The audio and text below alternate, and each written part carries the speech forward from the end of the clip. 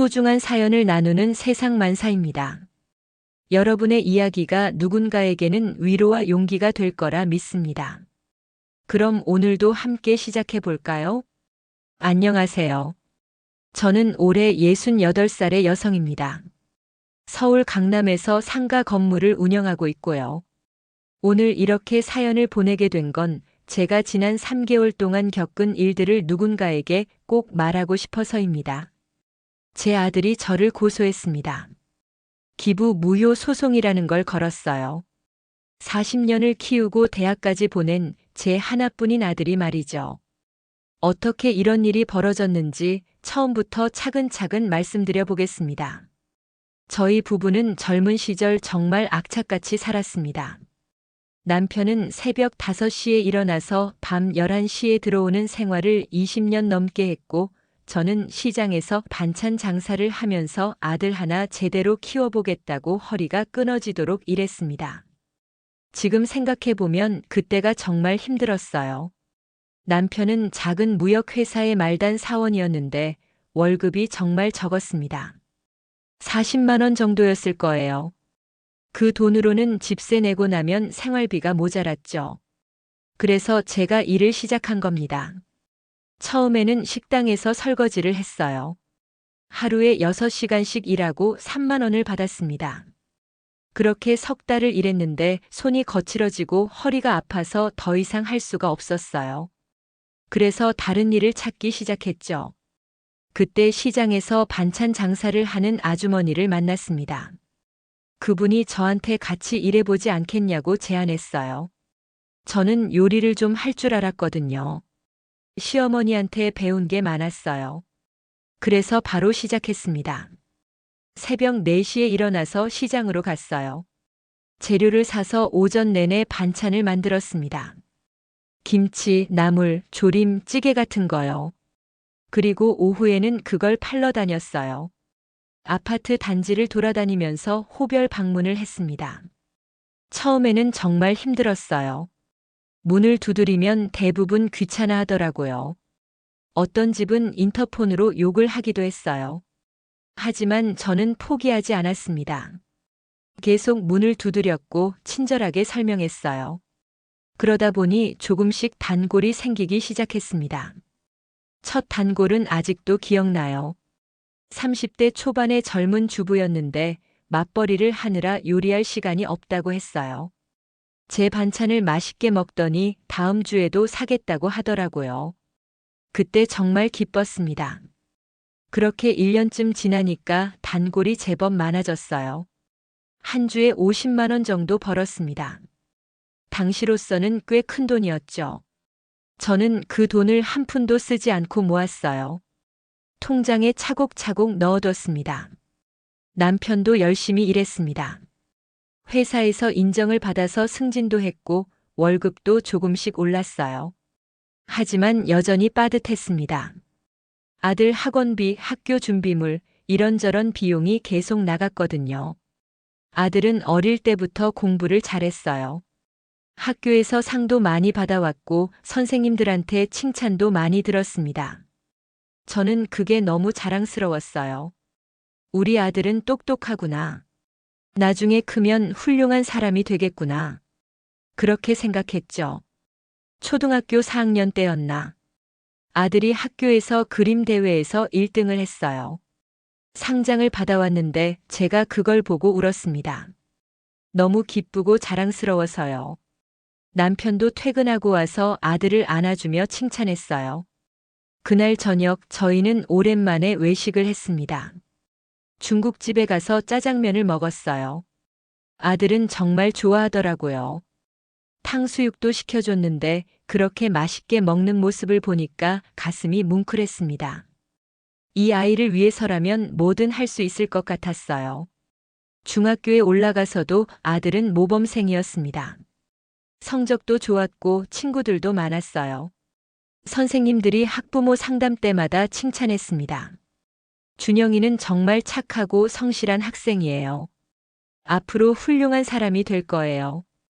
고등학교 때는 좀 힘들었어요. 입시 준비를 하느라 아들도 스트레스를 많이 받았고 저희도 학원비 마련하느라 더 열심히 일했습니다. 남편은 야근을 더 많이 했고 저는 반찬 가짓수를 늘려서 더 많이 팔았어요. 그렇게 3년을 보내고 아들은 좋은 대학에 합격했습니다. 경영학과였어요. 합격 발표 나던 날 저희 부부는 정말 기뻐서 어쩔 줄 몰랐습니다. 남편은 회사에서 조퇴까지 하고 왔어요. 그날 밤 저희는 아들과 함께 고깃집에 갔습니다. 고기를 구워주면서 저는 아들한테 말했어요. 준영아, 대학 가서도 열심히 해라. 엄마 아빠가 뒷바라지 할 테니까 걱정하지 말고. 아들은 고개를 끄덕이면서 눈물을 글썽였어요. 엄마, 제가 꼭 성공해서 효도할게요. 그 말을 듣는데 눈물이 날 것 같았습니다. 이 아이를 위해서 고생한 게 아깝지 않았어요. 이 아이가 잘 되면 그것으로 충분했습니다. 대학 4년 동안 저희는 계속 열심히 일했습니다. 등록금, 생활비, 책값, 이런저런 비용이 많이 들었거든요. 하지만 저희는 불평하지 않았어요. 아들이 잘 되는 게 제일 중요했으니까요. 그리고 그 무렵 저희한테 기회가 찾아왔습니다. 남편이 다니던 회사가 갑자기 잘 되기 시작한 거예요. 큰 거래처를 하나 따냈는데 그게 대박이 났습니다. 회사 규모가 2배로 커졌고 남편은 부장으로 승진했어요. 월급도 확 올랐습니다. 그리고 제 반찬 장사도 잘 됐어요. 단골이 100명이 넘었고 주문이 밀려서 혼자서는 감당이 안 될 정도였습니다. 그래서 아르바이트생을 1명 고용했어요. 그러니까 일이 더 수월해지고 수입도 더 늘었습니다. 그렇게 모은 돈으로 저희는 30년 전 강남의 한 골목에 있던 낡은 2층짜리 건물을 샀습니다. 2억 5천만 원이었어요. 당시로서는 큰 돈이었죠. 은행 대출도 좀 받았습니다. 건물을 처음 봤을 때 솔직히 실망했어요. 너무 낡았거든요. 벽지는 누렇게 발해 있었고 천장에서는 비만 오면 물이 새서 양동이를 받쳐놔야 했죠. 계단은 삐걱거렸고 화장실은 냄새가 심했습니다. 하지만 남편이 제 손을 잡으며 말했어요.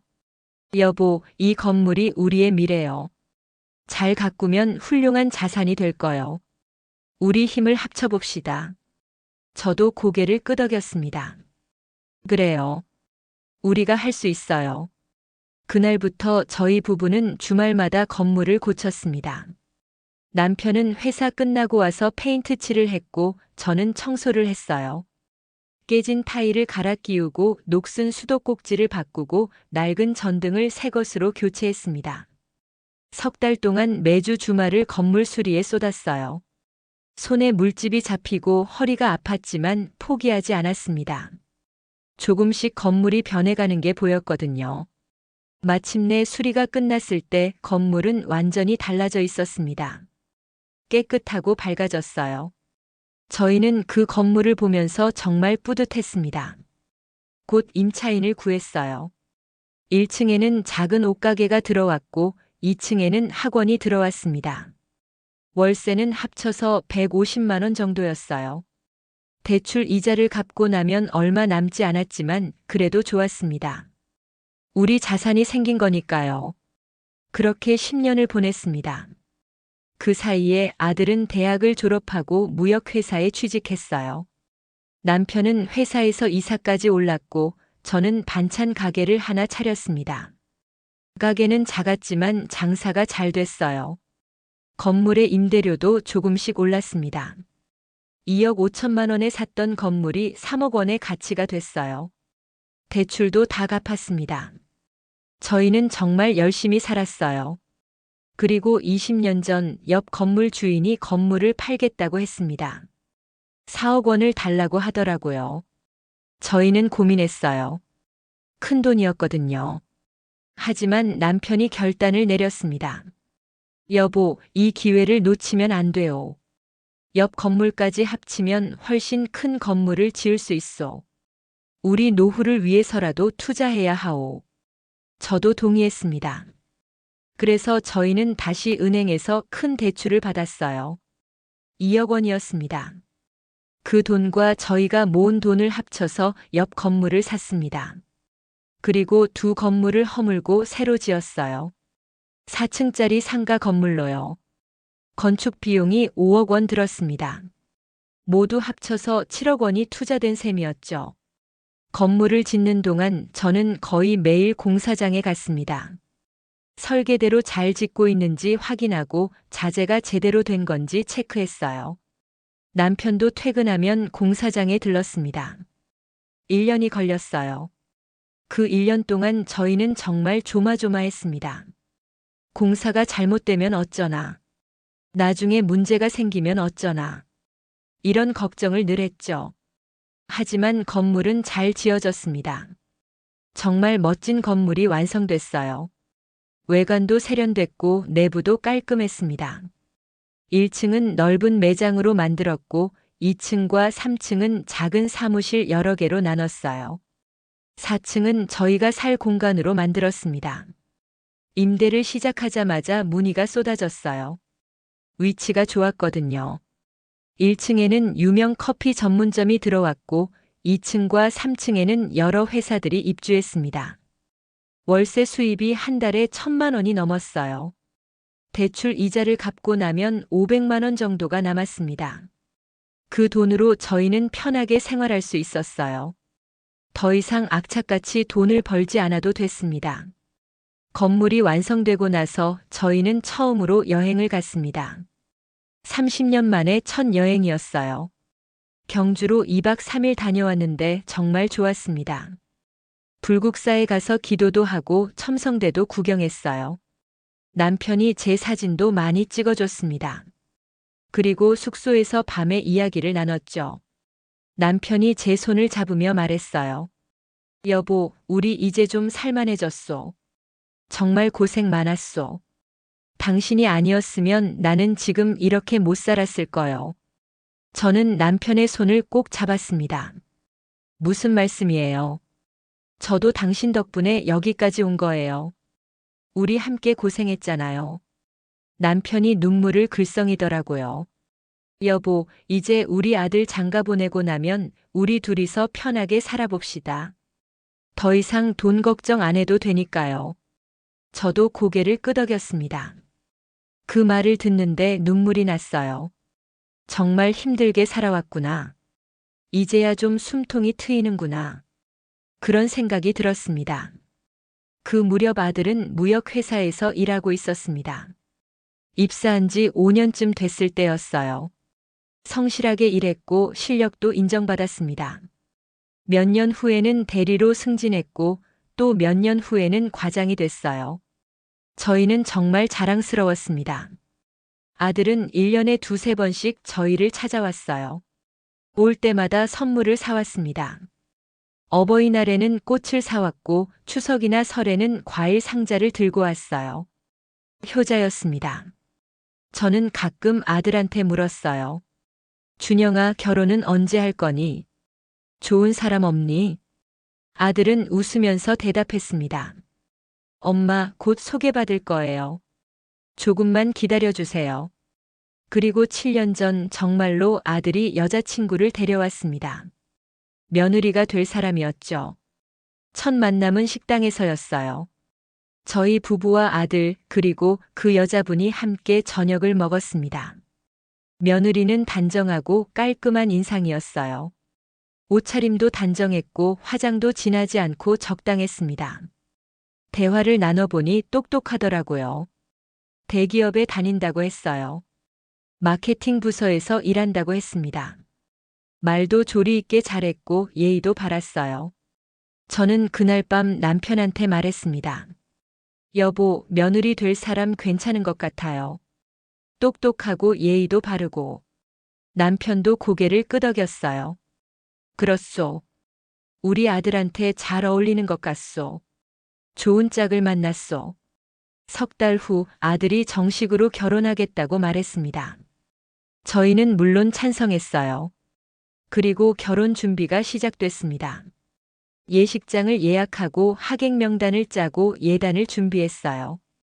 저는 며느리 될 사람과 함께 한복 가게에도 갔습니다. 며느리는 예쁜 한복을 골랐고 저도 한복 한 벌을 맞췄어요. 준비하는 동안 며느리는 정말 친절했습니다. 저한테 자주 연락했고 궁금한 것도 물어봤어요. 어머님, 이건 이렇게 하면 될까요?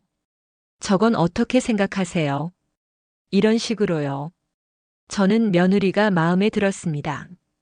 이 사람이 우리 아들을 잘 보살펴 주겠구나. 우리 식구가 되어줘서 고맙구나. 그런 생각을 했어요. 결혼식 날 날씨가 정말 좋았습니다. 하늘이 파랗고 햇살이 따뜻했어요. 예식장은 하객들로 가득 찼습니다. 아들의 친구들, 회사 동료들, 저희 친척들이 모두 왔어요. 신부가 입장하는데 정말 아름다웠습니다. 하얀 드레스를 입은 며느리는 천사 같았어요. 아들도 턱시도를 입고 멋지게 서 있었습니다. 줄에 선생님이 말씀하시고 신랑 신부가 서약했어요. 그리고 절을 했습니다. 양가 부모님께 큰절을 하는데 저는 눈물이 났습니다. 정말 감격스러웠어요. 패백 시간에 저는 며느리에게 금반지를 끼워줬습니다. 그리고 말했어요. 혜림아, 우리 아들 잘 부탁한다. 우리 식구가 되어줘서 고맙다. 며느리는 눈물을 글썽이면서 대답했어요. 어머님, 제가 준영이 잘 돌볼게요. 걱정 마세요. 그 모습을 보면서 저는 정말 행복했습니다. 우리 아들이 좋은 사람을 만나서 결혼했구나. 이제 우리도 마음 놓고 살 수 있겠구나. 그런 생각을 했죠. 신혼 초에는 정말 좋았어요. 아들 부부는 한 달에 한두 번씩 저희를 찾아왔습니다. 올 때마다 맛있는 음식을 사왔고 저희와 즐겁게 이야기를 나눴어요. 며느리는 제게 잘해줬습니다. 어머님, 이거 드세요 하면서 과일을 깎아주기도 했고 안마도 해줬어요. 명절 때는 음식 준비도 열심히 도와줬습니다. 저는 며느리가 정말 착하다고 생각했어요. 우리 아들이 좋은 사람을 만났구나. 정말 다행이구나. 그렇게 생각했죠. 하지만 문제는 결혼한 지 1년쯤 지나면서부터 시작됐습니다. 명절 때 온 가족이 모였을 때였어요. 저희 건물 4층에 있는 집에서 같이 밥을 먹고 있었는데 며느리가 갑자기 건물 이야기를 꺼냈습니다. 어머님, 이 건물 정말 좋네요. 위치도 좋고 크기도 딱 적당한 것 같아요. 저는 웃으면서 대답했어요. 그래, 우리가 30년 넘게 고생해서 마련한 건물이야. 며느리가 또 물었습니다. 임대 수입이 꽤 되시겠어요? 관리하시기 힘드시지는 않으세요? 저는 그 질문이 조금 이상했지만 그냥 대답했어요. 괜찮아. 우리가 직접 관리하니까 어렵지 않아. 그런데 며느리가 계속 질문을 했습니다. 혹시 명의는 어떻게 되어 있으세요? 어머님 명의예요? 아니면 아버님 명의예요? 저는 그때 좀 불편한 느낌이 들었어요. 왜 갑자기 명의를 묻는 걸까? 하지만 숨길 이유도 없었으니까 대답했습니다. 우리 부부 공동 명의야. 며느리는 고개를 끄덕이더니 말했어요. 아, 그렇구나. 요즘은 상속세가 많이 나온다고 하던데 미리 준비하시는 게 좋을 것 같아요. 저는 그 말을 듣고 기분이 묘했습니다. 왜 갑자기 상속세 이야기를 하는 걸까? 우리가 아직 살아있는데.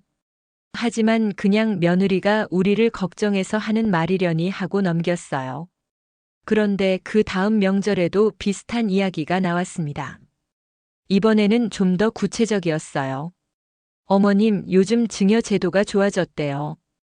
1년에 5천만 원까지는 세금 안 내고 증여할 수 있다고 하더라고요. 미리미리 하시는 게 나중에 훨씬 유리해요. 저는 그 말을 듣고 조금 당황했습니다.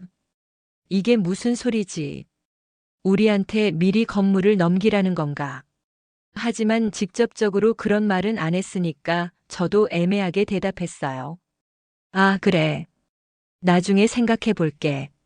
며느리는 그 말에 만족하지 못하는 표정이었어요. 하지만 더 이상 말하지는 않았습니다. 그 후로 명절 때마다 가족 모임 때마다 며느리는 비슷한 이야기를 꺼냈습니다. 건물 이야기, 세금 이야기, 증여 이야기. 점점 더 노골적으로 변했어요. 2년쯤 지나니까 아예 대놓고 말하기 시작했습니다. 어머님, 세금 문제 정말 심각해요.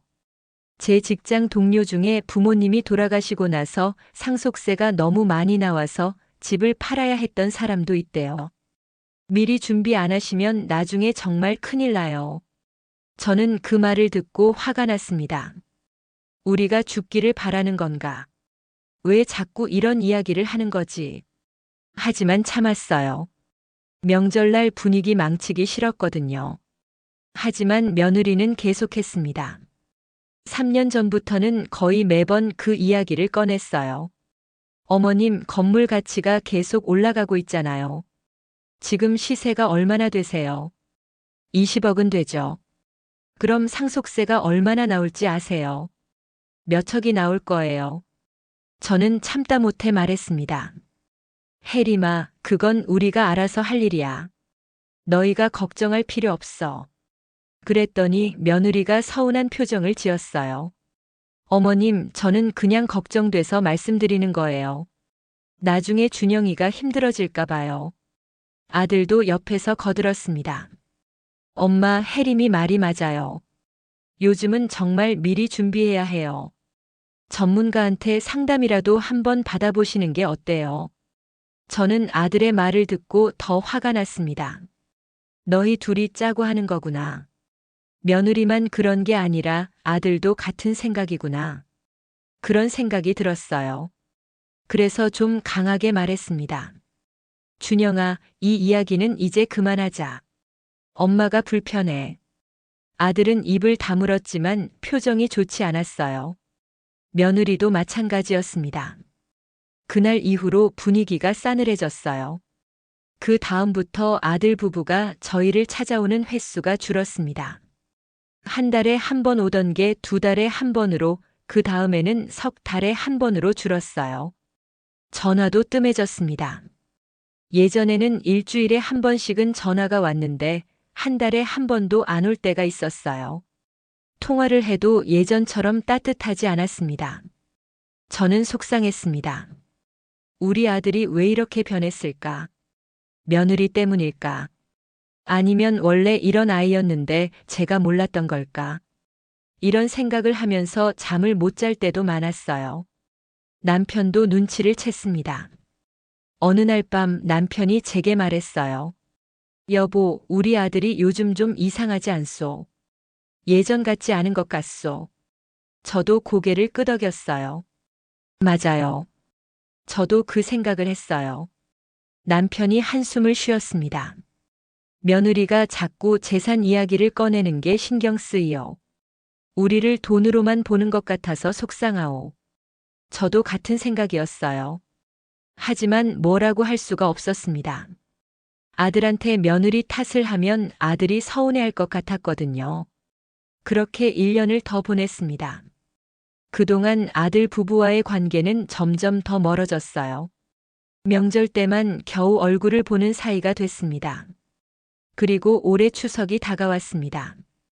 추석 일주일 전 아들한테서 연락이 왔어요. 엄마, 추석 때 우리 집에서 모이면 안 될까요? 오랜만에 온 가족이 같이 시간을 보냈으면 좋겠어요. 저는 그 말을 듣고 기뻤습니다. 아들이 마음을 돌린 건가? 우리를 그리워하는 건가? 그런 생각이 들었어요. 그래, 그러자. 엄마가 맛있는 음식 많이 준비할게. 추석 이틀 전부터 저는 음식 준비를 시작했습니다. 송편도 만들고 전도 부치고 아들이 좋아하는 갈비찜도 만들었어요. 남편도 도와줬습니다. 시동생 가족도 온다고 했어요. 시동생 내외와 조카 딸 세아까지 셋이 온다고 했습니다. 세아는 고등학교 2학년인데 정말 예쁘고 똑똑한 아이예요. 추석 당일 아침 저는 일찍 일어나서 집을 청소했습니다. 거실도 닦고 화장실도 깨끗하게 했어요. 그리고 음식을 데우고 상을 차렸습니다. 오전 10시쯤 시동생 가족이 먼저 도착했어요. 인사를 나누고 차를 한 잔씩 마셨습니다. 세아는 예쁜 한복을 입고 왔더라고요. 형님, 명절 잘 보내세요. 오랜만에 뵙네요. 저도 반갑게 인사했습니다. 어머, 새아 정말 많이 컸네. 이제 완전 숙녀 다 됐구나. 새아가 웃으면서 대답했어요. 형님, 제가 형님 송편 빚는 거 영상으로 찍어도 돼요. 요즘 그런 거 유행이거든요. 저는 흔쾌히 허락했습니다. 그래, 얼마든지 찍어라. 11시쯤 아들 부부가 도착했습니다. 며느리는 명품 가방을 들고 있었어요. 샤넬인가 루이비통인가 하는 브랜드였던 것 같아요. 옷도 새로 산 것 같았고 액세서리도 화려했습니다. 저는 속으로 생각했어요. 저렇게 비싼 걸 사입을 돈이 있으면 우리한테 용돈이라도 좀 드리지. 하지만 내색하지 않았습니다. 인사를 나누고 나서 여자들은 부엌으로 갔습니다. 송편을 빚기로 했거든요. 남자들은 거실에서 차를 마시면서 이야기를 나눴어요. 부엌에서 저희 넷이서 송편을 빚기 시작했습니다. 저랑 며느리, 시동생 댁 부인, 그리고 새아가요. 새아는 핸드폰을 세워놓고 영상을 찍었어요. 처음에는 분위기가 좋았습니다. 다들 웃으면서 송편을 빚었어요. 새아가 농담도 하고 시동생 댁 부인도 옛날 이야기를 꺼냈습니다. 그런데 며느리는 계속 핸드폰을 보더라고요. 송편을 빚다가도 핸드폰을 보고 또 빚다가도 핸드폰을 봤어요. 저는 그게 좀 신경 쓰였습니다. 혜림아, 명절인데 핸드폰 좀 그만 봐라. 일 때문에 그러니. 며느리가 미안하다는 듯이 웃었어요. 죄송해요, 어머님. 회사에서 연락이 와서요.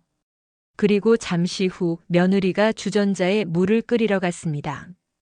차를 끓인다면서요. 저는 송편을 빚으면서 시동생 댁 부인과 이야기를 나눴어요. 그때였습니다. 갑자기 부엌에서 비명소리가 들렸습니다.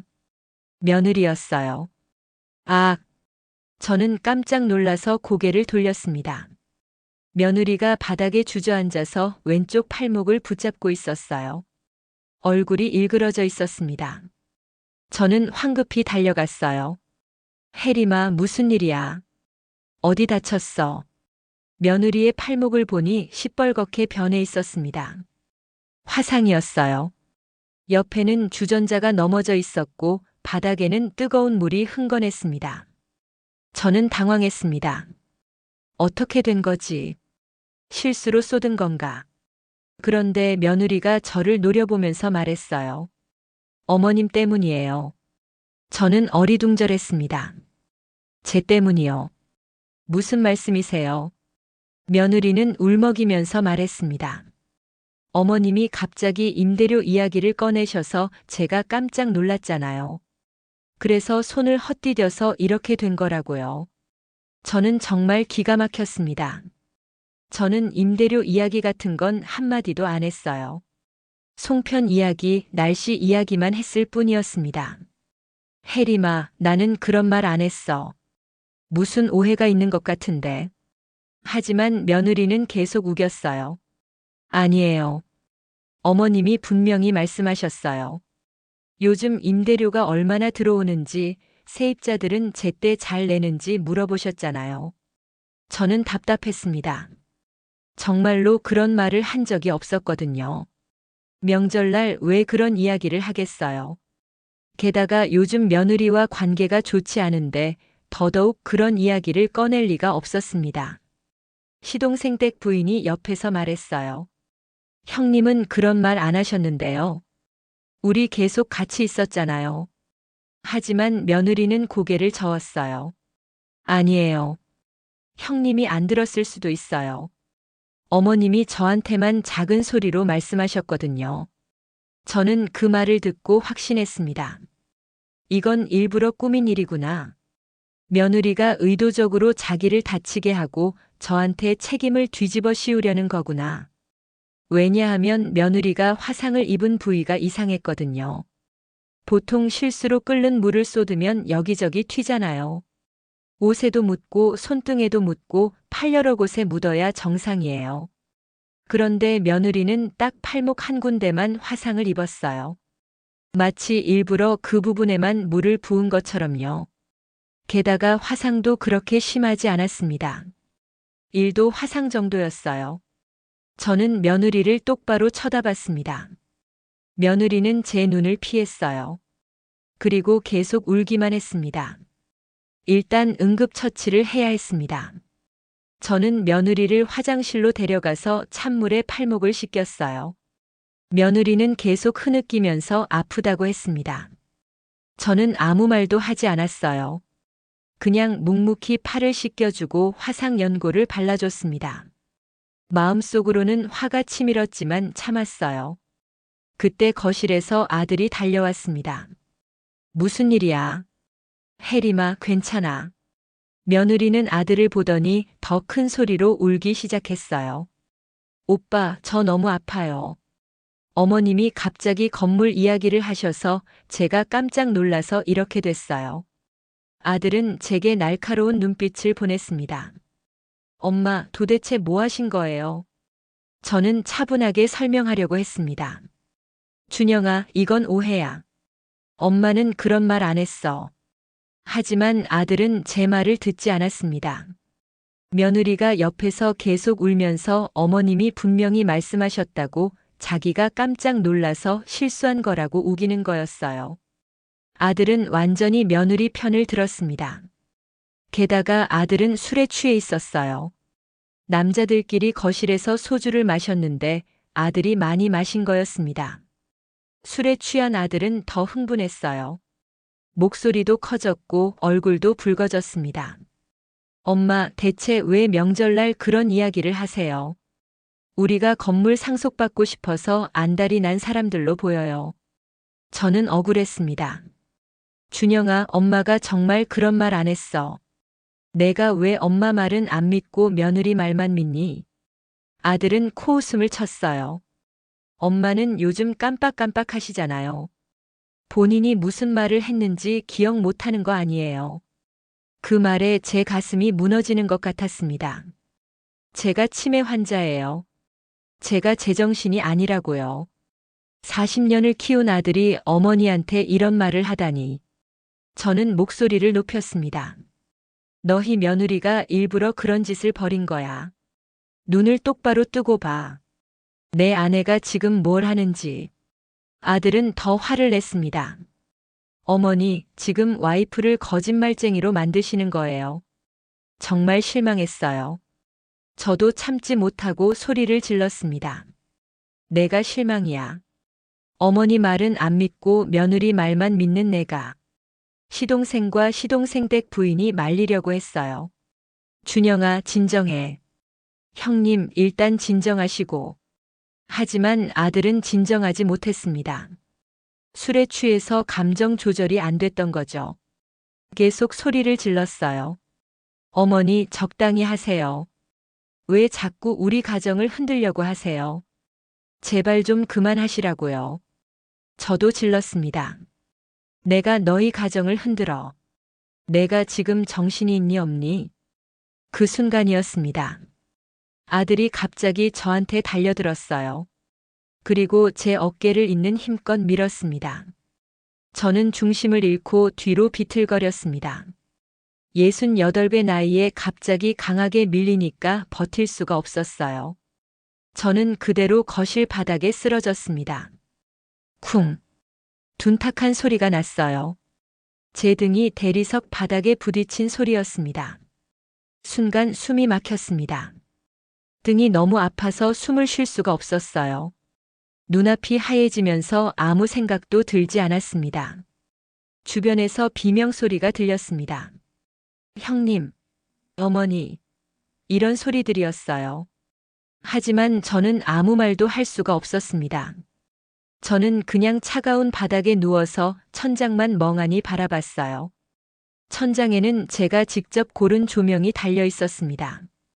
건물을 지을 때 인테리어 디자이너한테 여러 번 부탁해서 예쁘게 만든 조명이었죠.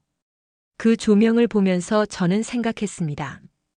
이 집도 이 건물도 다 우리가 만든 건데, 우리가 평생을 바쳐서 마련한 건데, 지금 제가 이 바닥에 누워 있구나. 남편이 달려왔습니다. 여보, 괜찮소. 어디 다친 데는 없소. 남편의 손이 떨리고 있었어요. 남편도 충격을 받은 거죠. 자기 아들이 아내를 밀어서 넘어뜨리는 걸 눈앞에서 봤으니까요. 시동생도 달려와서 저를 부축했습니다. 형님, 일어나세요. 천천히 일어나세요. 저는 두 사람의 도움을 받아 천천히 일어났습니다. 등은 엄청나게 아팠지만 다행히 뼈가 부러지거나 한 건 아닌 것 같았어요. 일어나서 저는 아들을 똑바로 쳐다봤습니다. 아들은 그제야 정신이 든 것 같았어요. 술에 취해서 흥분했다가 엄마를 밀쳐버린 자기 행동에 놀란 거죠. 얼굴이 하얗게 질려 있었습니다. 엄마, 죄송해요. 제가 술을 너무 마셔서. 저는 아들의 말을 끊었습니다. 그만해. 더 이상 듣고 싶지 않아. 저는 며느리를 쳐다봤어요. 며느리는 조금 떨어진 곳에 서서 이 광경을 지켜보고 있었습니다. 표정은 놀란 것 같기도 하고 아닌 것 같기도 했어요. 저는 차분하게 말했습니다. 준영아, 이제 그만 가거라. 너희 부부는 이 집에 더 이상 있을 필요가 없다. 며느리가 다가오면서 말했어요. 어머님, 저희가 잘못했어요. 진정하세요. 저는 며느리를 쳐다보지도 않았습니다. 나가거라. 지금 당장. 아들은 뭐라고 변명하려고 했지만 저는 듣지 않았어요. 그냥 손을 저었습니다. 결국 아들 부부는 집을 나갔습니다. 현관문이 쾅 닫히는 소리가 들렸어요. 남은 사람들은 모두 침묵했습니다. 시동생 부부도 조카 세아도 아무 말을 하지 못했어요. 분위기가 완전히 얼어붙었죠. 저는 그냥 소파에 앉아서 멍하니 창밖을 바라봤습니다. 머릿속이 하얘졌어요. 아무 생각도 들지 않았습니다. 시동생 부부가 조심스럽게 말했어요. 형님, 괜찮으세요? 병원에 가보시는 게. 저는 고개를 저었습니다. 괜찮아요. 그냥 좀 쉬고 싶어요. 시동생 가족도 곧 돌아갔습니다. 분위기가 이상하니까 더 있기 힘들었던 거겠죠. 세아가 가면서 저한테 말했어요. 이모님, 힘내세요. 제가 기도할게요. 저는 고개를 끄덕였습니다. 고맙다, 세아야. 그들이 떠나고 나서 저희 부부만 집에 남았습니다. 남편은 제 옆에 앉아서 아무 말도 하지 않았어요. 저도 말이 없었습니다. 한참을 그렇게 앉아 있다가 남편이 입을 열었습니다. 여보, 우리 아들이 정말. 남편의 목소리가 떨렸어요. 남편도 울고 있었습니다. 저는 남편의 손을 잡았어요. 우리가 뭘 잘못한 걸까요?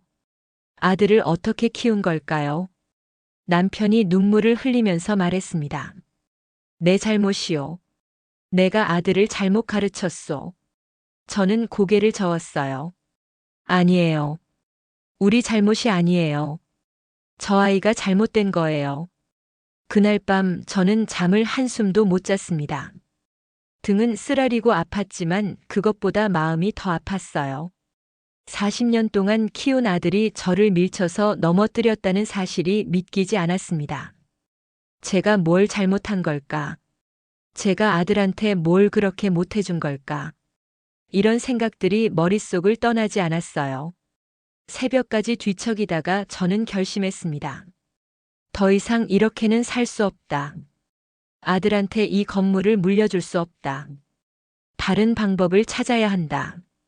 다음 날 아침 저는 남편한테 말했습니다. 여보, 저 결심했어요. 이 건물 준영이한테 물려주지 않을 거예요. 남편이 놀라서 물었습니다.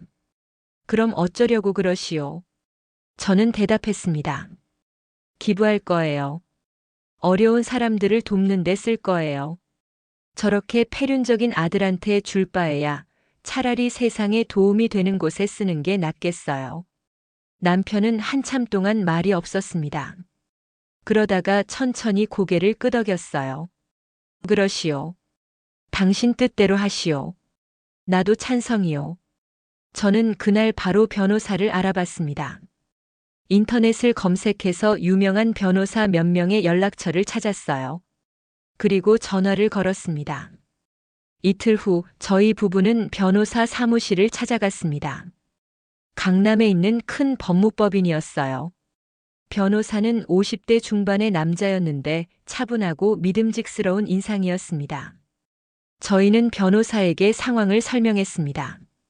아들이 어떻게 변했는지, 며느리가 어떤 짓을 했는지, 추석날 무슨 일이 있었는지 모두 말했어요. 변호사는 심각한 표정으로 듣더니 말했습니다. 말씀 잘 들었습니다. 기부는 물론 가능합니다. 하지만 한 가지 알아두셔야 할 게 있어요. 나중에 아드님이 이의를 제기할 수도 있습니다. 유류분 청구라는 걸 할 수도 있고요. 저는 물었습니다. 유류분이 뭔가요? 변호사가 설명했어요. 법으로 정해진 최소한의 상속 몫입니다. 부모가 아무리 재산을 기부해도 자식은 일정 부분을 청구할 권리가 있어요. 아드님의 경우 전체 재산의 4분의 1 정도를 청구할 수 있습니다. 저는 한참 생각하다가 물었습니다. 그럼 얼마나 기부할 수 있나요? 변호사가 계산기를 두드렸어요. 건물 가치가 20억 원 정도라고 하셨죠. 그럼 5억 원은 아드님의 유류분으로 남기시고 나머지를 기부하시는 게 안전합니다. 하지만 더 많이 기부하고 싶으시면 나중에 법적 분쟁이 생길 각오를 하셔야 해요. 저는 단호하게 말했습니다. 80%를 기부하고 싶어요. 20%만 저희가 가질 거예요. 변호사가 놀란 표정을 지었어요. 그럼 아드님이 분명히 소송을 걸 겁니다. 저는 대답했습니다. 상관없어요. 이미 각오했어요. 남편도 옆에서 고개를 끄덕였습니다. 변호사는 한숨을 쉬더니 말했습니다. 알겠습니다.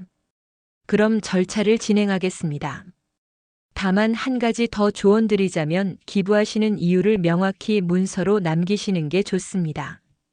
나중에 소송이 벌어졌을 때 도움이 될 겁니다. 그래서 저는 기부 이유서를 작성했습니다. 아들이 어떻게 변했는지, 추석날 무슨 일이 있었는지 자세히 적었어요.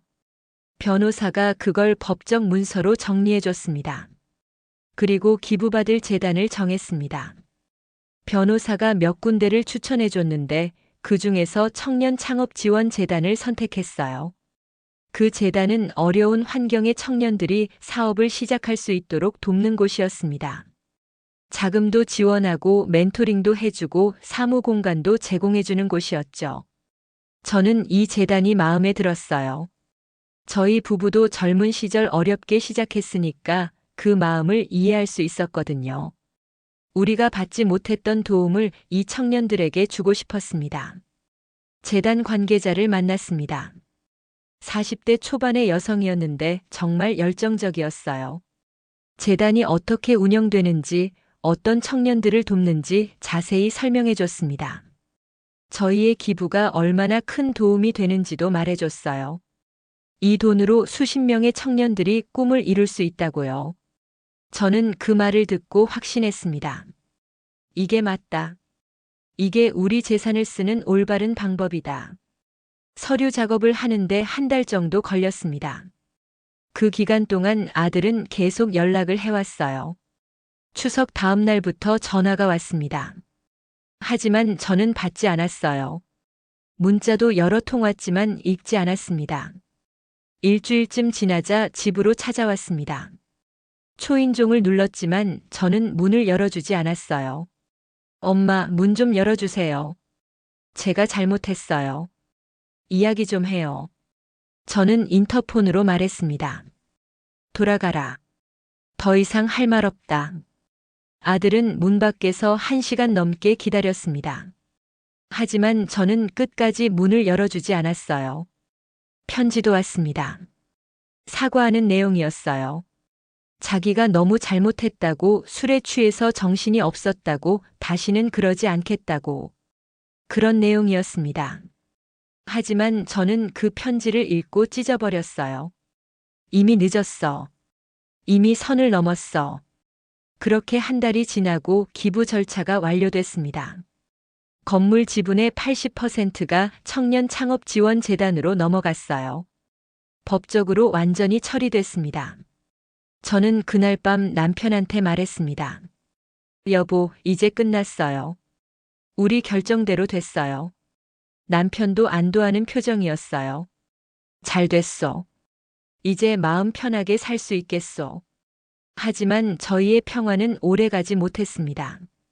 기부가 완료되고 2주쯤 지났을 때 법원에서 소장이 날아왔습니다. 아들이 저를 고소한 거였어요. 기부 무효 소송이라는 걸 제기한 겁니다. 소장을 받아든 순간 제 손이 떨렸습니다. 정말로 이렇게까지 하는구나. 어머니를 법정에 세우는구나.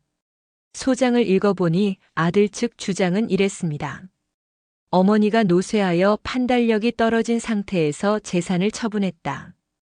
최근 들어 건망증이 심해지고 감정 기복도 심했다. 추석날도 평소와 다르게 감정적으로 반응하셨다. 이는 정상적인 의사결정이 아니므로 무효다. 또한 상속인의 유류분을 과도하게 침해하는 행위이므로 법적으로 문제가 있다. 어머니는 일시적인 감정으로 평생의 재산을 처분하셨는데 이는 보호받아야 한다. 이런 내용이었어요. 저는 소장을 읽으면서 피눈물이 났습니다. 제가 판단력이 떨어졌다고요. 제가 제정신이 아니라고요. 제가 감정적으로 잘못된 결정을 했다고요. 40년을 키운 아들이 어머니를 치매 환자, 정신병자 취급하는 거였어요. 저는 소장을 탁자에 내려놓고 한참을 울었습니다. 남편도 옆에서 같이 울었어요. 왜 이렇게 됐을까요? 우리가 뭘 잘못한 걸까요? 하지만 울기만 할 수는 없었습니다. 싸워야 했어요. 저는 변호사에게 연락했습니다. 제대로 싸우고 싶다고 말했어요. 제가 정상적인 판단력을 가지고 있다는 걸 증명하겠다고 했습니다. 변호사는 걱정스러운 표정으로 말했습니다. 소송이 길어질 수 있습니다.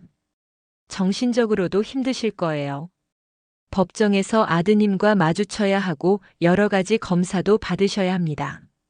정말 괜찮으시겠어요? 저는 단호하게 대답했습니다. 괜찮습니다. 끝까지 싸울 거예요. 변호사는 고개를 끄덕이고 소송 준비를 시작했습니다. 먼저 제가 건강하다는 걸 증명해야 했어요. 병원에 가서 종합검진을 받았습니다. 인지 기능 검사도 받았고 정신과 상담도 받았어요. 다행히 모든 검사 결과가 정상이었습니다. 의사 선생님도 말씀하셨어요. 어머님은 나이에 비해 정말 건강하세요. 판단력도 또렷하시고 기억력도 좋으세요. 치매나 우울증 같은 건 전혀 없습니다. 그 진단서를 받아들고 저는 조금 안심했습니다. 적어도 제가 정상이라는 건 증명할 수 있겠구나. 첫 재판 날이 다가왔습니다. 그날 아침 저는 정장을 차려입었어요. 남편도 정장을 입었습니다. 변호사 사무실에서 만나서 같이 법원으로 갔어요. 법원 건물은 컸습니다. 저는 긴장했어요. 평생 법원에 와본 적이 없었거든요. 법정에 들어섰을 때 저는 아들을 봤습니다. 3개월 만에 보는 아들이었습니다. 아들은 정장을 입고 있었고 옆에는 며느리가 서 있었어요. 아들 옆에는 변호사도 한 명 서 있었습니다. 저는 아들을 똑바로 쳐다봤습니다. 아들은 제 눈을 피했어요. 고개를 숙이고 있었습니다. 저는 생각했습니다. 저 아이도 양심이 있기는 한가 보다. 하지만 그걸로는 부족해. 잘못을 깨닫는 것만으로는 용서받을 수 없어. 재판이 시작됐습니다. 재판장님이 양쪽의 주장을 들었어요. 먼저 아들 측 변호사가 주장을 폈습니다. 의뢰인의 어머니는 최근 들어 판단력이 흐려졌습니다. 병원 기록을 보면 혈압약을 드시고 있고 가끔 어지러움을 호소하신 적도 있습니다. 또한 추석날 있었던 일을 보면 감정 조절이 잘 안 되시는 것 같습니다. 평소와 다르게 흥분하셨고 며느리에게도 공격적으로 대하셨습니다. 이런 상태에서 평생 모은 재산의 80%를 기부하신 건 정상적인 의사결정이 아닙니다. 일시적인 감정으로 내린 결정이므로 무효가 되어야 합니다. 저는 그 말을 들으면서 화가 치밀었습니다. 혈압약을 먹는다고 판단력이 없다고요. 예순을 넘으면 다들 혈압약 하나쯤은 먹잖아요. 이번에는 저희 변호사가 반박했습니다. 의뢰인은 최근 종합검진을 받았고 모든 결과가 정상이었습니다. 인지 기능 검사도 정상이고 정신과 평가에서도 아무 문제가 없었습니다. 추석날 있었던 일은 의뢰인이 감정 조절을 못한 게 아닙니다. 오히려 아드님이 술에 취해서 폭력을 행사한 겁니다. 의뢰인을 밀쳐서 넘어뜨렸고 그로 인해 의뢰인은 상해를 입었습니다. 기부 결정은 이런 사건이 일어나기 전부터 고려하셨던 것이고 충분한 고민 끝에 내린 합리적인 결정입니다. 재판장님이 저를 보면서 물었습니다. 원고 어머님 직접 말씀해 주시겠습니까? 왜 기부를 결심하셨습니까? 저는 일어나서 또박또박 말했습니다. 제 아들은 변했습니다. 며느리를 만난 후로 점점 더 재산에만 관심을 가졌어요. 명절 때마다 상속 이야기만 꺼냈고 저희 부부를 돈으로만 봤습니다. 추석날 며느리는 일부러 자기를 다치게 하고 저한테 책임을 뒤집어 씌웠어요. 그리고 제 아들은 술에 취해서 저를 밀쳐 넘어뜨렸습니다. 그 순간 저는 깨달았습니다. 이 아이한테 재산을 물려줘서는 안 되겠다고. 차라리 세상에 도움이 되는 곳에 쓰는 게 낫겠다고요. 제 판단력은 멀쩡합니다. 저는 제정신으로 이 결정을 내렸습니다. 재판장님이 고개를 끄덕였어요. 그렇게 첫 재판이 끝났습니다. 재판은 한 달에 한 번씩 열렸어요. 그렇게 2달이 흘렀습니다. 두 번째 재판에서는 증인이 나왔습니다. 남편이 증인으로 나와서 추석날 무슨 일이 있었는지 증언했어요. 제 아들이 아내를 밀쳤습니다. 술에 취해서 감정 조절을 못했어요. 그로 인해 아내가 다쳤습니다. 그 후로 저희 부부는 아들한테 실망했고 기부를 결심했습니다. 세 번째 재판에서는 의료 증언이 있었어요. 저를 검진한 의사 선생님이 나와서 증언했습니다. 환자는 68세지만 건강 상태가 양호합니다. 인지 기능도 정상이고 판단력도 또렷합니다. 치매나 정신질환의 징후는 전혀 없습니다. 아들 측에서는 계속 반박했습니다. 혈압약을 드신다, 가끔 어지러워하신다, 이런 것들을 근거로 제시했어요. 하지만 저희 변호사가 하나하나 반박했습니다. 그렇게 석 달째 재판이 이어지고 있을 때 전환점이 찾아왔습니다. 어느 날 오후 조카 세아가 저를 찾아왔습니다. 이모님, 제가 보여드릴 게 있어요. 세아는 핸드폰을 꺼냈습니다. 그리고 동영상 하나를 틀었어요. 그 동영상에는 추석날 우리 집에서 있었던 일이 찍혀 있었습니다. 동영상은 세아가 송편 빚는 모습을 찍으려고 부엌 근처에서 촬영한 거였어요. 그런데 우연히 며느리의 모습이 화면에 잡힌 겁니다. 동영상 속에서 며느리는 주변을 두리번거리고 있었어요. 그리고 아무도 안 보는 걸 확인하고는 일부러 주전자를 들어서 자기 팔목에 뜨거운 물을 부었습니다. 아주 조금만요. 그리고는 바로 비명을 지르는 거였어요. 저는 그 장면을 보고 온몸이 떨렸습니다. 정말로 일부러 한 거였구나. 제 직감이 맞았구나. 며느리는 저를 함정에 빠뜨리려고 자기 몸을 해친 거였어요. 동영상은 계속 이어졌습니다. 제가 며느리를 부축하려고 하는 장면, 아들이 달려와서 저한테 소리를 지르는 장면도 나왔어요. 그리고 결정적으로 아들이 저를 밀쳐서 넘어뜨리는 장면까지 모두 선명하게 찍혀 있었습니다. 제가 바닥에 쓰러지는 순간 주변 사람들이 비명을 지르는 소리도 들렸어요. 저는 세아에게 물었습니다. 세아야, 이 동영상을 왜 지금까지 말 안 했니? 세아는 울먹이면서 대답했습니다. 죄송해요, 이모님. 저도 나중에 동영상을 다시 보다가 알았어요. 그날은 워낙 정신이 없어서 제대로 확인을 못했거든요. 집에 돌아와서 송편 빚는 영상을 정리하다가 이 장면들을 발견했어요. 처음에는 그냥 지울까 생각했는데 이모님한테 필요하실 것 같아서 가지고 왔어요. 저는 세아의 손을 꼭 잡았습니다. 고맙다, 세아야. 정말 고맙다. 저는 그 동영상을 변호사에게 보여줬습니다. 변호사는 동영상을 보더니 깜짝 놀라면서 말했습니다. 이건 결정적인 증거예요. 며느리분이 일부러 자해를 한 거고 아드님이 폭력을 행사한 게 명확히 보입니다. 이걸로 재판에서 이길 수 있습니다. 저는 고개를 끄덕였습니다. 하지만 저는 다른 생각도 했어요. 이 동영상을 법정에만 제출하면 되나? 아니면 세상 사람들도 알게 해야 하나? 저는 고민 끝에 결정했습니다. 사람들이 알아야 한다. 아들 부부의 실체를 모두가 알아야 한다.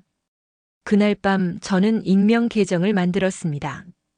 그리고 지역 커뮤니티 게시판에 동영상을 올렸어요. 제목은 이렇게 달았습니다. 어머니에게 폭력을 휘두르고 재산을 탐내는 아들의 실체. 동영상과 함께 간단한 설명도 적었어요. 이 영상은 올해 추석날 찍힌 것입니다. 며느리가 일부러 자기를 다치게 하고 시어머니한테 책임을 뒤집어 씌웠습니다. 그리고 아들은 술에 취해 어머니를 밀쳐 넘어뜨렸습니다. 이런 일을 당하고도 아들은 어머니를 법정에 세웠습니다. 재산 때문입니다. 여러분은 이런 아들과 며느리를 어떻게 생각하십니까? 동영상은 올린 지 1시간 만에 조회수 1000을 넘었습니다. 댓글이 달리기 시작했어요. 이게 뭐야? 정말 충격적이다. 며느리가 일부러 그런 거였어. 정말 악랄하다. 아들도 정말 폐륜이다. 어머니를 밀쳐 넘어뜨리다니. 저런 놈은 벌을 받아야 한다. 돈 때문에 부모를 저렇게 대하다니. 정말 한심하다. 조회수는 계속 올라갔습니다. 다음 날 아침에는 10만을 넘었어요. 동영상은 다른 커뮤니티로도 퍼져나갔습니다. 맘카페, 직장인 커뮤니티, 유튜브에도 퍼졌어요. 사람들은 분노했습니다. 댓글이 수천 개가 달렸어요. 저런 폐륜아가 다 있나.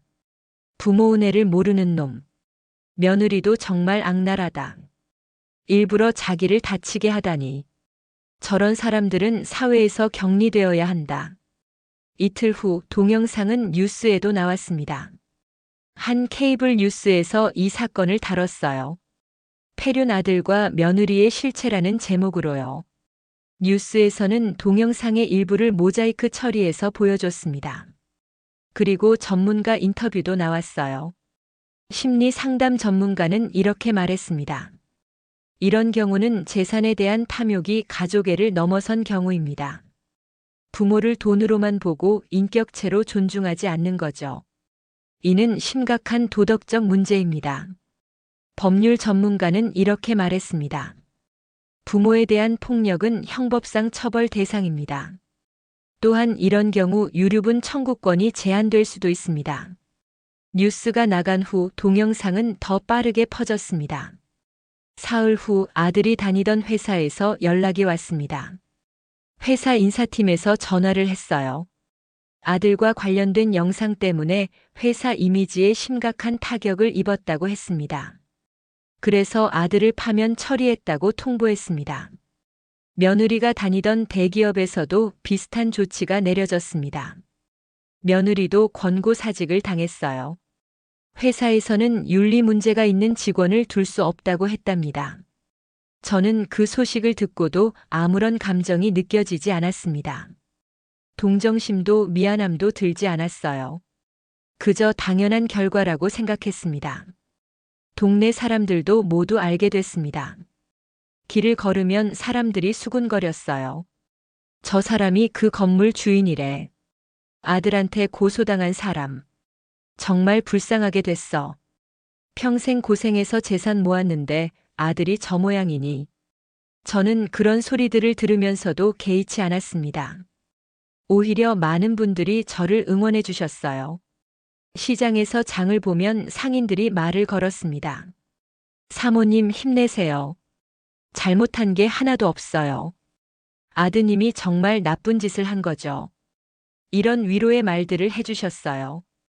동영상이 퍼진 지 일주일 후 아들에게서 연락이 왔습니다. 변호사를 통해서였어요. 소송을 취하하겠다는 내용이었습니다.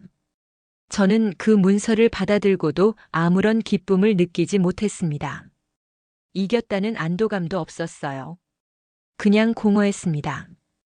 변호사가 축하한다고 했지만 저는 웃을 수가 없었어요. 이게 무슨 승리인가요? 제 아들과 싸워서 이긴 게 무슨 의미가 있나요? 남편도 비슷한 표정이었습니다. 이겼지만 기쁘지 않았어요. 그날 밤 저희 부부는 말없이 저녁을 먹었습니다. 식탁에는 침묵만 흘렀어요. 며칠 후 아들 부부가 우리 건물 앞에 나타났습니다. 1층 입구 앞에 무릎을 꿇고 앉아 있더라고요. 저는 4층 창문으로 그 모습을 내려다봤습니다. 아들은 머리를 조아리고 있었고 며느리는 울고 있었어요. 지나가는 사람들이 구경하는 가운데 그들은 계속 절을 하고 있었습니다. 어떤 사람들은 핸드폰을 꺼내서 사진을 찍었어요. 또 어떤 사람들은 손가락질을 했습니다. 저는 그 모습을 보면서도 마음이 움직이지 않았습니다. 남편이 옆에서 말했습니다. 여보, 내려가서 한번 만나보시오. 그래도 우리 아들인데. 저는 고개를 저었습니다. 아니에요. 저 사람은 이미 우리 아들이 아니에요. 남편은 더 이상 말하지 않았습니다. 남편도 아들한테 실망한 건 마찬가지였거든요. 아들 부부는 하루 종일 그곳에 앉아 있었습니다. 오전 내내, 오후 내내 저녁이 되어서도 떠나지 않았어요. 해가 지고 어두워졌는데도 그 자리를 지키고 있었습니다. 지나가는 사람들이 계속 사진을 찍고 동영상을 찍었어요. 그 모습도 다시 인터넷에 올라갔죠. 댓글들은 여전히 차갑했습니다. 이제 와서 무슨 용서냐? 진작에 잘할 것이지. 저렇게 무릎 꿇는다고 용서받을 수 있을 것 같아. 자업자득이다. 당연한 벌을 받는 거다. 다음 날 아침 아들 부부는 여전히 그곳에 있었습니다. 밤새 그 자리를 지킨 거였어요. 옷도 구겨져 있었고 머리도 헝클어져 있었습니다. 저는 그 모습을 보면서도 마음이 움직이지 않았습니다. 오전 10시쯤 경찰이 왔습니다. 누군가 신고를 한 거였어요. 건물 앞을 막고 있다고요. 경찰은 아들 부부에게 가라고 했지만 아들은 끝까지 버텼습니다. 제발요. 저희 어머니 좀 만나게 해주세요. 저희가 정말 잘못했어요. 하지만 경찰은 단호했습니다. 이렇게 하시면 안 됩니다. 가세요. 아들은 울면서 저항했지만 결국 강제로 끌려갔습니다. 그 모습도 사람들이 찍어서 인터넷에 올렸어요. 댓글들은 여전히 냉정했습니다. 저 모습도 다 연기다. 진심으로 반성하는 게 아니야. 어머니한테 용서받으려고 쇼하는 거지. 이제 와서 늦었어. 이미 선을 넘었어. 저는 그 후로 아들을 한 번도 만나지 않았습니다. 아들이 보낸 편지는 읽지 않고 모두 버렸어요. 문자도 전화도 모두 차단했습니다. 며느리도 여러 번 찾아왔지만 저는 한 번도 문을 열어주지 않았어요. 어느 날은 며느리가 문 밖에서 서너 시간을 울었습니다. 어머님, 제발 문 열어주세요. 저희가 정말 잘못했어요. 다시는 그러지 않을게요. 건물도 필요 없어요. 그냥 저희를 용서만 해주세요. 하지만 저는 끝까지 문을 열지 않았습니다. 이미 제 마음속에서 그들은 남이 됐거든요. 한 달쯤 지나자 연락이 뜸해졌습니다. 아들 부부도 포기한 것 같았어요. 더 이상 찾아오지 않았습니다. 저는 그제야 조금 편해졌습니다. 그리고 기부한 재단의 일에 본격적으로 참여하기 시작했습니다. 재단 사무실은 강남역 근처에 있었어요. 그리 크지 않은 사무실이었지만 따뜻한 분위기였습니다. 처음 재단에 갔을 때 직원들이 저를 환영해 줬어요. 어머님 정말 감사합니다. 어머님 덕분에 저희가 훨씬 많은 청년들을 도울 수 있게 됐어요. 재단 이사장님도 저를 만나주셨습니다. 50대 초반의 여성이었는데 정말 열정적인 분이었어요. 어머님의 기부가 얼마나 큰 의미인지 아세요? 이 돈으로 최소한 50명의 청년들이 꿈을 시작할 수 있어요. 정말 감사합니다. 저는 그 말을 듣고 뿌듯했습니다. 그리고 일주일에 2번씩 재단에 가기 시작했어요. 처음에는 그냥 구경만 했습니다. 청년들이 상담받는 모습을 보고 직원들이 일하는 모습을 봤어요. 그러다가 조금씩 참여하기 시작했습니다. 청년들과 이야기를 나누고 그들의 사업 계획을 들어봤어요. 그리고 제 경험을 바탕으로 조언도 해줬습니다. 첫 번째로 만난 청년은 28살의 남자 청년이었어요. 이름은 김민수라고 했습니다. 작은 카페를 열고 싶어 했어요. 할머니, 저는 어릴 때부터 카페를 운영하는 게 꿈이었어요. 하지만 자금이 없어서 시작을 못하고 있었어요. 저는 그 청년의 사업 계획서를 읽어봤습니다. 정말 꼼꼼하게 준비했더라고요. 입지 선정, 메뉴 구성, 마케팅 계획까지 다 있었어요. 민수야, 계획이 정말 좋구나. 근데 한 가지만 더 생각해봐. 경쟁 카페들과 어떻게 차별화할 건지 더 구체적으로 적으면 좋을 것 같아. 민수는 고개를 끄덕이면서 메모했습니다. 그 청년에게 재단은 2천만 원을 지원했어요. 그 돈으로 민수는 작은 카페를 열었습니다. 카페 오픈 날 저도 초대받아서 갔어요. 정말 예쁘고 아늑한 카페였습니다. 민수는 저를 보자마자 달려와서 인사했어요. 할머니, 정말 감사해요. 할머니 덕분에 제 꿈을 이룰 수 있었어요. 저는 민수의 손을 잡았습니다. 민수야, 앞으로도 열심히 해라. 할머니가 응원할게. 두 번째로 만난 청년은 25살의 여자 청년이었어요. 이름은 박지연이라고 했습니다. 친환경 제품을 만드는 사업을 하고 싶어 했어요. 할머니, 저는 환경 문제가 정말 심각하다고 생각해요. 그래서 친환경 생활용품을 만들어서 판매하고 싶어요. 저는 지연이의 열정이 좋았습니다.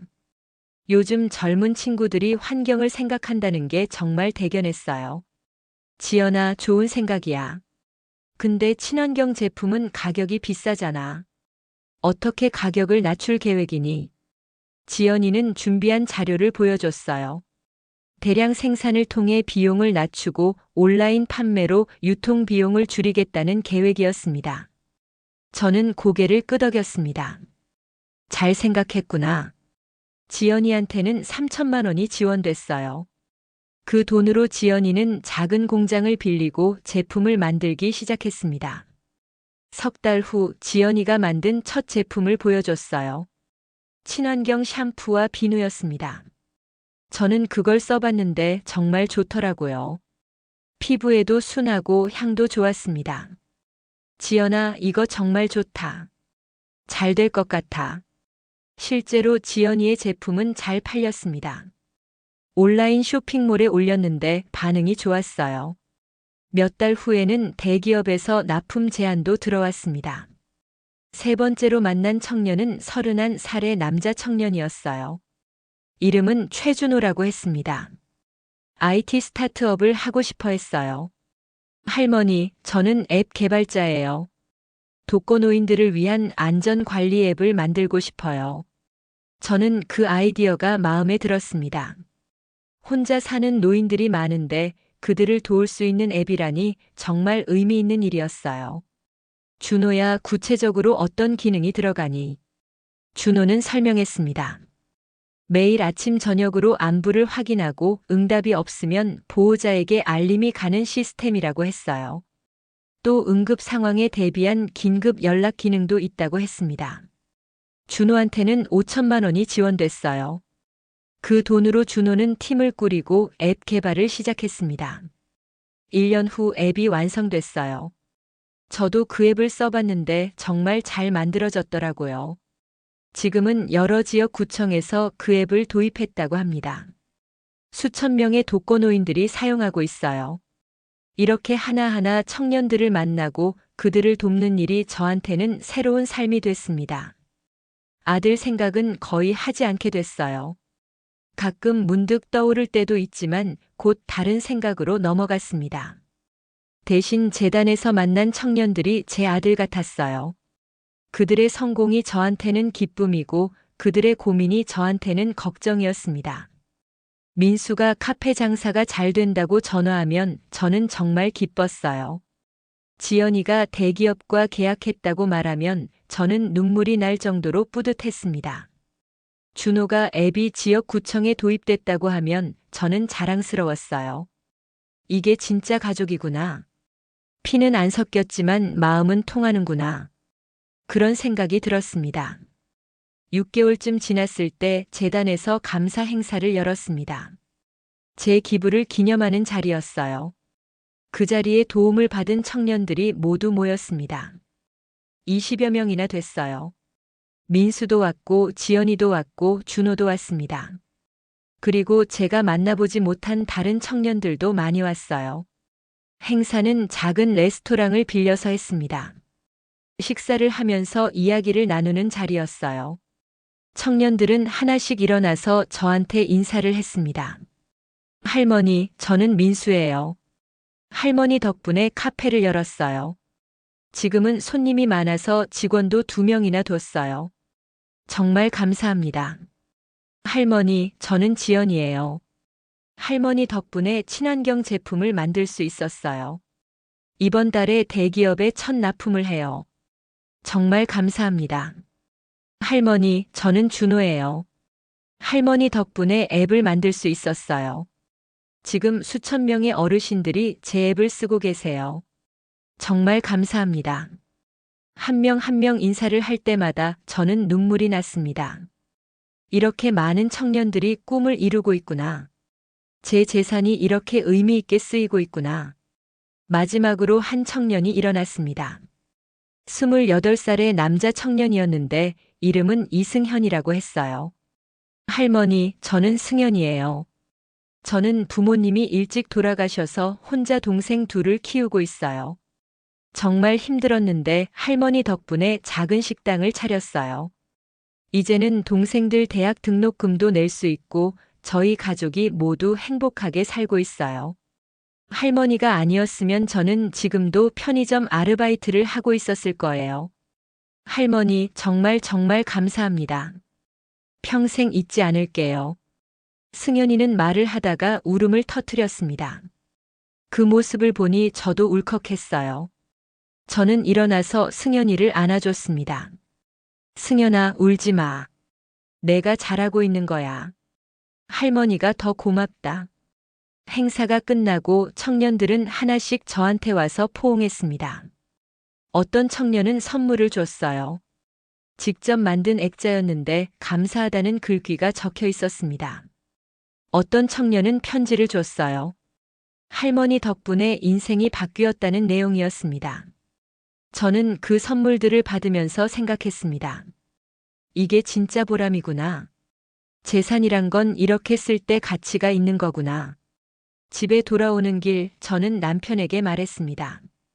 여보, 우리 정말 잘한 것 같아요.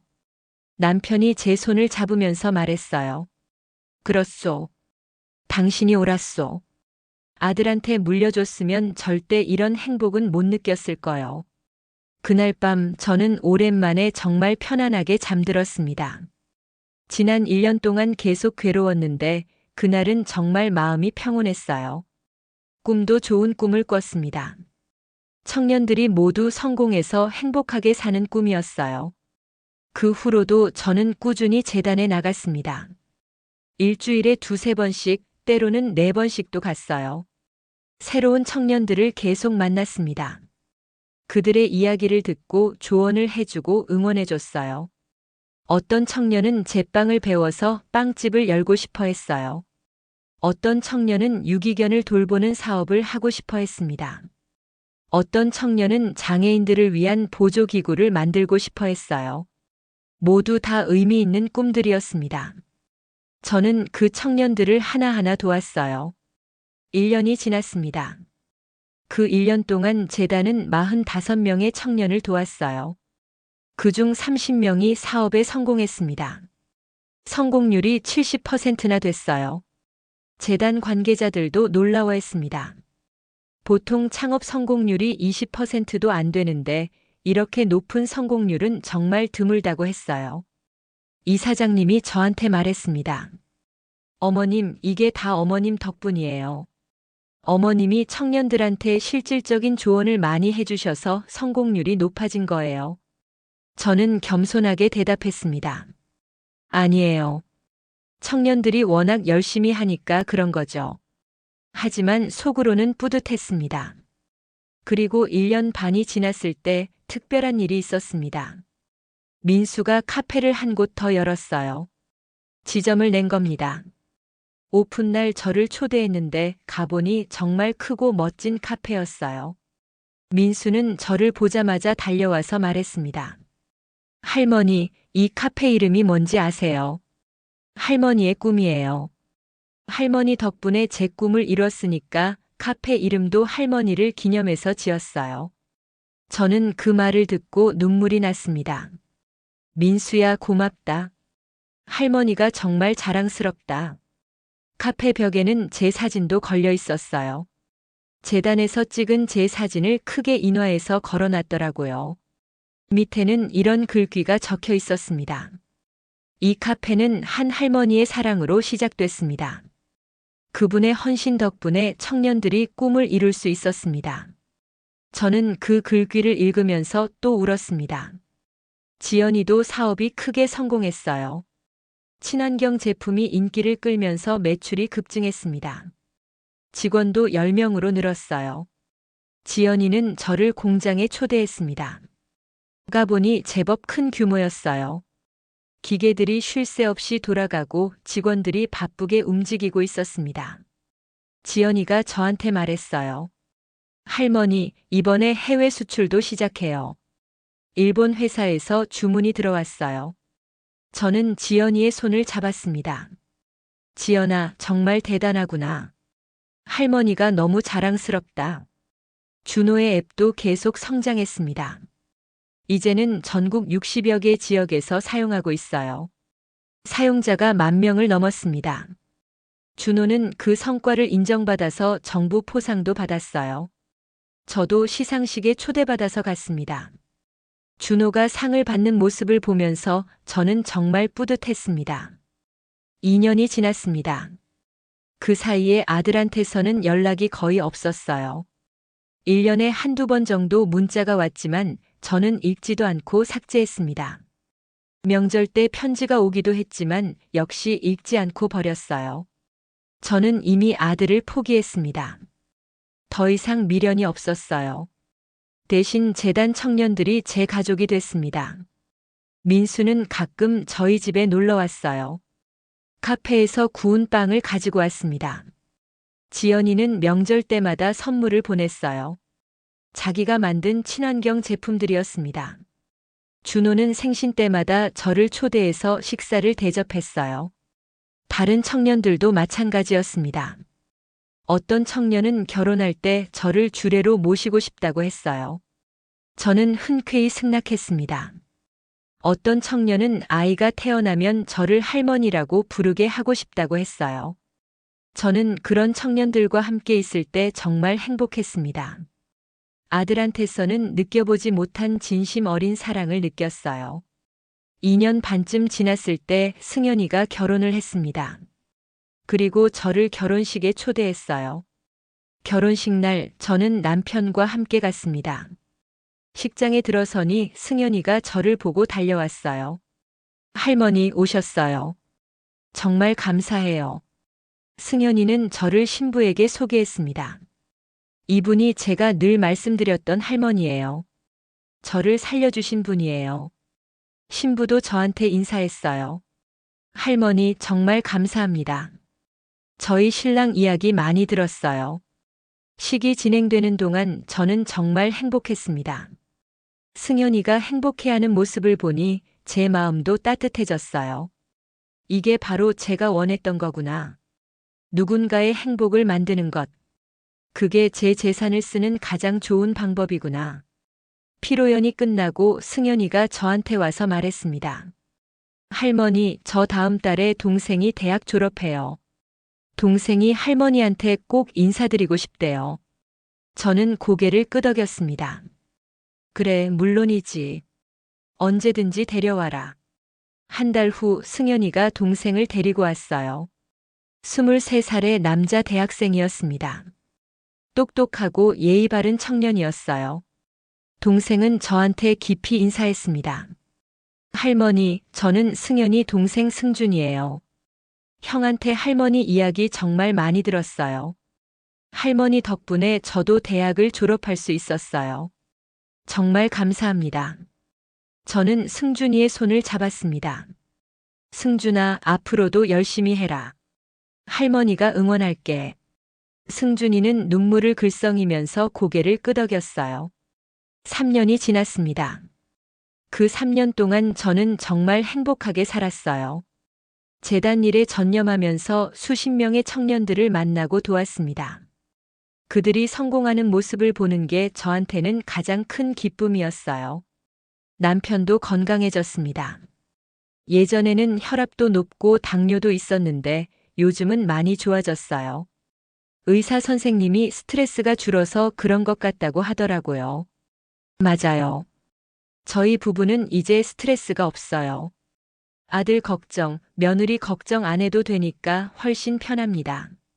그냥 우리 둘이서 조용히 의미 있게 살면 되니까요. 3년 반쯤 지났을 때 재단에서 큰 행사를 열었습니다. 저의 기부 3주년을 기념하는 행사였어요. 더 큰 장소를 빌려서 그동안 도움받은 모든 청년들을 초대했습니다. 100명이 넘는 사람들이 모였어요. 청년들뿐만 아니라 그들의 가족들도 왔습니다. 민수의 부모님도 오셨고 지연이의 어머니도 오셨어요. 행사는 성대했습니다. 이사장님이 축사를 했고 몇몇 청년들이 감사 인사를 했어요. 그리고 마지막에 저한테 감사패를 줬습니다. 큰 액자에 담긴 감사패였는데 거기에는 이렇게 적혀 있었습니다. 강정의 후원자님께 당신의 사랑으로 100명이 넘는 청년들이 꿈을 이뤘습니다. 당신은 우리에게 빛과 희망을 주셨습니다. 영원히 감사드립니다. 저는 그 감사패를 받아들고 울었습니다. 정말 감사합니다. 제가 오히려 여러분한테 감사해요. 여러분 덕분에 제 인생이 의미 있어졌어요. 청년들이 모두 일어나서 박수를 쳤습니다. 그 박수 소리를 들으면서 저는 생각했습니다. 이게 진짜 행복이구나. 돈으로 살 수 없는 행복이구나. 행사가 끝나고 청년들이 하나씩 저한테 와서 인사했어요. 어떤 청년은 아기를 안고 왔습니다. 할머니, 이 아기가 태어나면 할머니 이름을 따서 지으려고요. 어떤 청년은 사업이 너무 잘 되어서 이제는 다른 청년들을 돕고 싶다고 했어요. 할머니, 저도 재단에 기부하고 싶어요. 할머니처럼 다른 청년들을 돕고 싶어요. 저는 그 말을 듣고 정말 감동했습니다. 이렇게 선한 영향력이 퍼져나가는구나. 제가 심은 씨앗이 이렇게 열매를 맺는구나. 집에 돌아와서 저는 남편한테 말했습니다. 여보, 우리 정말 잘 살았어요. 후회 없어요. 남편도 고개를 끄덕이면서 제 손을 잡았어요. 그렇소. 우리 정말 잘했소. 그날 밤 저는 일기를 썼습니다. 오랜만에 쓰는 일기였어요. 오늘 재단에서 3주년 행사가 있었다. 100명이 넘는 청년들이 모였다. 그들이 행복해하는 모습을 보니 내 인생이 헛되지 않았다는 생각이 들었다. 3년 전 아들이 나를 밀쳐 넘어뜨렸을 때 나는 절망했다. 40년을 키운 아들한테 배신당했다고 생각했다. 하지만 지금 생각해보면 그게 오히려 전환점이었다. 그 일이 없었다면 나는 계속 아들한테 집착했을 것이다. 그리고 이 청년들을 만나지 못했을 것이다. 아들을 잃었지만 100명의 아들, 딸을 얻었다. 혈연보다 더 진한 인연을 맺었다. 이제 나는 후회하지 않는다. 내 선택이 옳았다고 확신한다. 일기를 다 쓰고 저는 창밖을 바라봤습니다. 밤하늘에는 별이 빛나고 있었어요. 저는 그 별들을 보면서 기도했습니다. 제가 도운 청년들이 모두 행복하게 살기를, 그들이 계속 꿈을 향해 나아가기를, 그리고 그들도 언젠가 다른 사람을 도울 수 있기를. 현재 저는 71살이 됐습니다. 3년이 더 흘렀어요. 그 사이에도 저는 계속 재단 일을 했습니다. 나이가 들어서 예전만큼 자주는 못 가지만 그래도 일주일에 한두 번은 갑니다. 새로운 청년들을 계속 만나고 그들을 돕고 있어요. 지금까지 도움받은 청년이 200명이 넘습니다. 그중 150명 정도가 성공했어요. 그들은 각자의 자리에서 열심히 살고 있습니다. 민수는 카페를 5곳이나 운영하고 있어요. 이제는 제법 큰 사업가가 됐습니다. 지연이는 친환경 제품 회사를 상장까지 했어요. 직원이 100명이 넘는다고 합니다. 준호의 앱은 이제 해외에서도 사용하고 있어요. 일본, 대만에도 진출했습니다. 승현이는 식당을 2곳으로 늘렸고 동생 승준이도 좋은 회사에 취직했어요. 다들 잘 살고 있습니다. 그리고 그들은 저를 잊지 않아요. 명절 때마다 찾아오고 생신 때마다 축하해 줍니다. 지난 생신 때는 청년들이 깜짝 파티를 열어줬어요. 집에 몰래 모여 있다가 제가 들어가니까 촛불을 켜고 노래를 불러줬습니다. 생일 축하합니다. 생일 축하합니다. 사랑하는 할머니 생일 축하합니다. 저는 그 노래를 들으면서 울었어요. 이렇게 많은 사람들이 저를 사랑해 주는구나. 이게 진짜 가족이구나. 케이크를 자르면서 저는 소원을 빌었습니다. 이 청년들이 모두 행복하게 살기를. 그리고 저도 건강하게 오래 살면서 그들을 계속 지켜보기를. 아들한테서는 여전히 연락이 없습니다. 6년 동안 단 한 번도 만나지 못했어요. 가끔 궁금하긴 합니다. 지금 어떻게 사는지, 건강한지, 행복한지.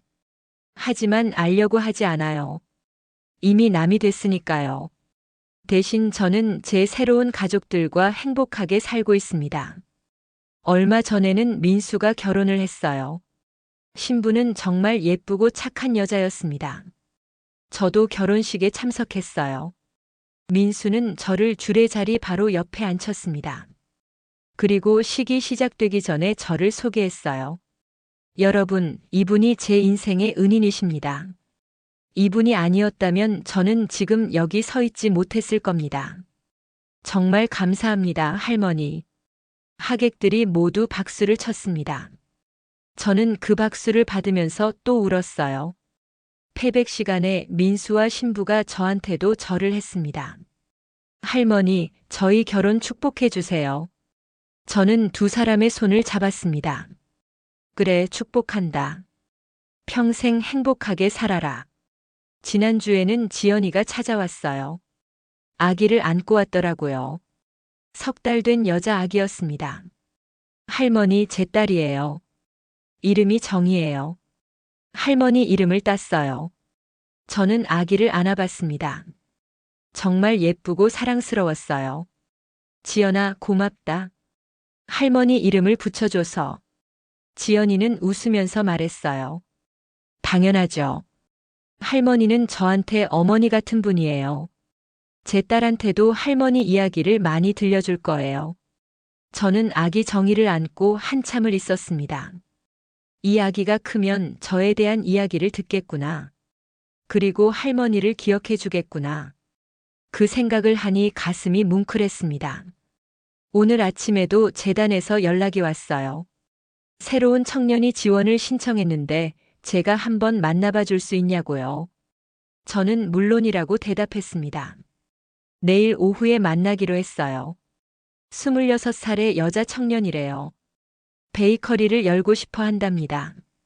저는 내일 그 청년을 만나는 게 벌써 기대됩니다. 또 어떤 꿈을 가진 친구일까? 어떤 이야기를 들려줄까? 이렇게 저는 매일매일을 의미 있게 살고 있습니다. 남편도 건강합니다. 73살이 됐지만 아직 정정하세요. 우리 부부는 요즘 자주 산책을 해요. 날씨 좋은 날이면 한강공원에 가서 걷습니다. 어제도 산책을 하다가 우리 건물 앞을 지나갔어요. 건물은 여전히 멋지게 서 있었습니다. 세월이 지났지만 여전히 튼튼해 보였어요. 1층에는 새로운 가게가 들어와 있었고 2층과 3층도 모두 임대가 돼 있었습니다. 남편이 건물을 올려다보면서 말했습니다. 여보, 우리 이 건물 참 잘 지었소. 그리고 더 잘 쓰고 있소. 저도 고개를 끄덕였습니다. 맞아요. 정말 잘 지었고 정말 잘 쓰고 있어요. 우리는 손을 잡고 천천히 걸었습니다. 저는 남편한테 물었어요. 여보, 후회되는 거 없어요? 남편이 제 손을 꼭 잡으면서 말했습니다. 하나도 없소. 당신과 함께한 인생 한치도 후회 안 하오. 저도 똑같은 마음이었어요. 집에 돌아와서 저는 재단에서 보내온 보고서를 읽었습니다. 작년에 도움받은 청년들의 근황이 적혀 있었어요. 대부분 사업이 잘 되고 있다고 했습니다. 몇몇은 직원까지 고용했대요. 또 어떤 청년은 자기도 재단에 기부를 시작했다고 합니다. 저는 그 보고서를 읽으면서 미소를 지었습니다. 이게 제가 원했던 거예요. 제 재산이 누군가의 꿈이 되고 희망이 되고 또 다른 사람을 돕는 힘이 되는 것. 오늘 밤 저는 이 사연을 쓰면서 생각합니다. 제 선택이 옳았을까요? 사람들은 어떻게 생각할까요? 어떤 사람들은 제가 너무 가혹하다고 할 겁니다. 아들을 용서해야 한다고 말하겠죠. 하지만 어떤 사람들은 제 선택을 응원할 거예요. 잘못한 사람은 대가를 치러야 한다고 말하겠죠. 저는 누가 뭐라고 하든 상관없어요. 제 삶은 제가 선택한 거니까요. 다만 한 가지는 확실합니다. 저는 더 이상 후회하지 않아요. 지난 6년 동안 정말 힘들었지만 이제는 마음이 편안합니다. 제 선택이 옳았다고 확신해요. 재산이란 건 단순히 돈이 아니에요. 그건 삶의 가치이고 의미이고 유산입니다. 그걸 누구에게 물려주느냐가 중요한 게 아니라 어떻게 쓰느냐가 중요한 거예요. 저는 제 재산을 세상에 도움이 되는 곳에 썼습니다.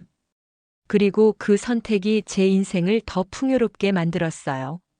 아들한테 물려줬다면 절대 느낄 수 없었을 행복을 지금 느끼고 있습니다. 100명이 넘는 청년들이 저를 할머니라고 부릅니다. 그들의 성공이 저한테는 기쁨이고 그들의 행복이 저한테는 보람입니다. 이게 진짜 가족이에요. 피로 맺어진 게 아니라 마음으로 맺어진 가족. 여러분은 어떻게 생각하세요? 제 선택이 옳았을까요? 저는 답을 강요하지 않아요. 각자의 생각이 다를 테니까요. 다만 한 가지만 말씀드리고 싶어요. 인생에서 가장 중요한 건 남에게 보이는 모습이 아니라 자기 자신에게 떳떳한 삶이에요. 저는 이제 거울을 봐도 부끄럽지 않아요. 제 선택에 떳떳하니까요. 그리고 재산보다 중요한 건 양심이에요. 돈은 언젠가 없어지지만 양심은 평생 남으니까요. 저는 제 양심을 지켰어요. 그게 제일 중요합니다. 마지막으로 이 말씀을 드리고 싶어요.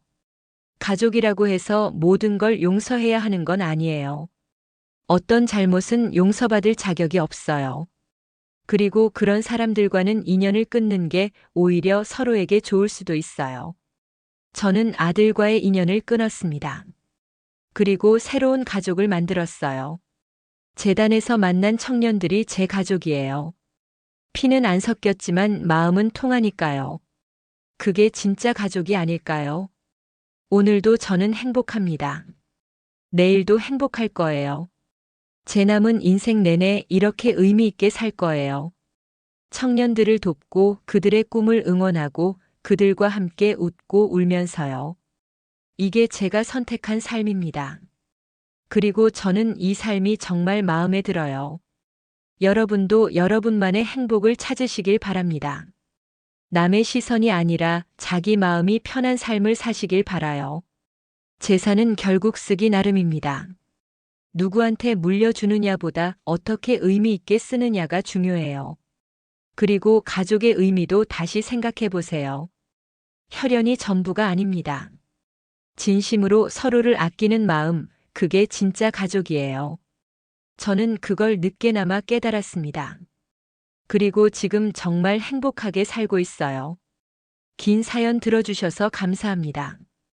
여러분도 모두 행복하시길 바랍니다. 영상이 재미있으셨다면 구독과 좋아요, 댓글까지 부탁드리고 오늘도 건강하고 행복한 하루 되시길 바랍니다.